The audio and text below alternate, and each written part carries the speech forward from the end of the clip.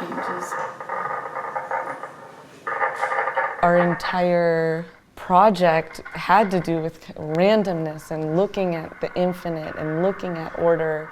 And so we almost kind of walked into a vague universe together.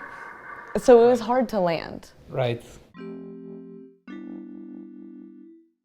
The methods I'm using are sort of derived from like math or statistical physics. This idea of universality, that you can sort of abstract all of the details, and if you're left with some essence, then you can get some results and some understanding of what's going on. My practice is very interdisciplinary. I work a lot with permutations of nature and different ideas around questions of nature. Right. So I was interested in this tension too between what you do and what I'm interested in, how they can begin to have a dialogue. So we started looking at patterns mathematically and modeling fractals.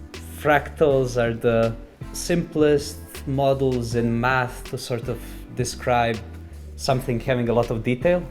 So the model was able to take some initial pattern and sort of scramble it in this fractal way to create something which kind of sounds like music. We just started talking about simple patterns turning into complex orders, and we ended up at the termite. I was looking at different words about the behavior of the termite, and stigmergy is one of them.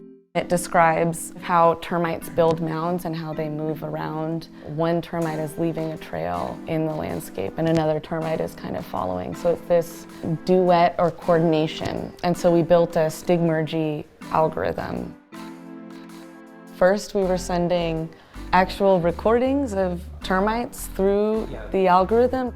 So the digital termites took chunks of the sound of real termites eating wood and then placing them onto this mound of sound. I wanted the termite to be a part of this project. We have these termites eating these books.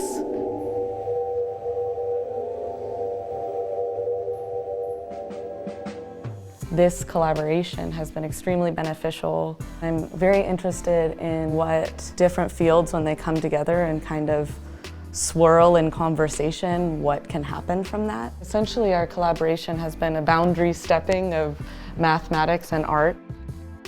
In history of science, the thing that drove people to think about these things was more closely related to art. So I think they are kind of linked and people don't really communicate. Yeah, I think art and science are the same. They're just different ways in which we produce results, whatever that may be, but the process, the creative process for both are very similar. We kind of work in all of these fields to try and find meaning or understand something.